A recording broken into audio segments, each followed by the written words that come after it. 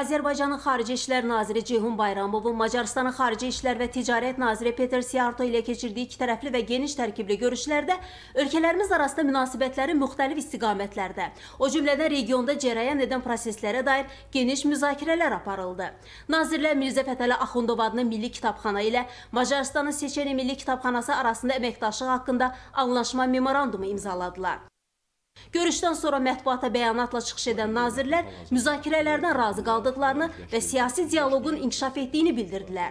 Ceyhun Bayramov vurğuladı ki, 2022-ci il ölkələrimiz üçün yeni perspektivlər vəd edir. Wizz Air şirkəti tərəfindən Macarıstandan Azərbaycana birbaşa təyyarə reyslərinin bərpa edilməsi və ehtiyaca uyğun uçuşların artırılması müzakirə olunub. Nazir Macarıstanın Azərbaycanın ədalətli mövqeyini dəstəklədiyinə görə təşəkkürünü bildirdi.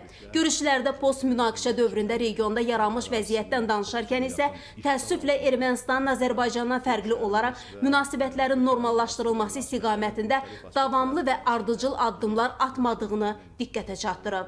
Təxminən 2 həftə bundan öncə Ermənistan tərəfi Rusiya Federasiyası vasitəsilə bizə delimitasiya prosesinin başlanması ilə bağlı yeni, belə demək olarsa, təkliflərini təqdim etmişdir. Mən həmin təklifin detallarına varmadan yalnız onu qeyd etmək istərdim ki, müəyyən mənada prosesə başlamaq üçün bəlli bir ilkin şərtlər irəli sürülmüşdür və komissiyanın işinin başlanması belə bir şərtlərlə şərtləndirilmişdir. Qısa müddət ərzində Azərbaycan tərəfi hər zaman olduğu kimi öz mövqeyini bir daha qarşı tərəfə eyni istiqamətlə çatdırmışdır. Bizim bu prosesə başlamağımızı ancaq heç bir qeyd şərt təbii ki olmadan bu prosesə açıq olmağımız ifadə edilmişdir. Azərbaycanla Macarıstanın əməkdaşlığın güclü əsasları var deyən Peter Siarto Bakıda bu istiqamətdə geniş müzakirələr apardıqlarını bildirdi. Biz hər zaman Azərbaycanın ərazi bütövlüyünə və suverenliyinə böyük hörmət göstərmişik.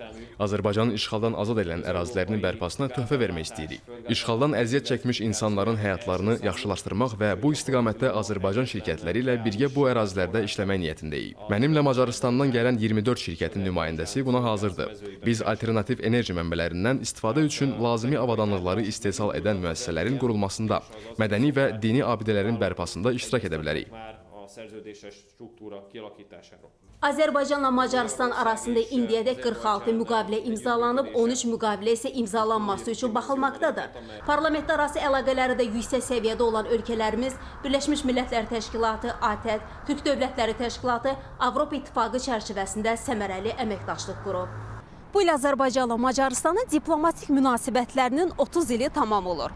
30 ili diplomatik münasibətləri olan dost, strateji tərəfdaş ölkələrimiz əməkdaşlığın yeni inkişaf mərhələsinə qədəm qoyur. Bunun üçün hər iki dövlətin geniş imkanları, böyük potensialı var. Bakıda imzalanan yeni sənədlər isə əməkdaşlığın hüquqi bazasını möhkəmləndirəcək. Südabə Cahangirli, Urfan Əliyev, ASTV Xəbər.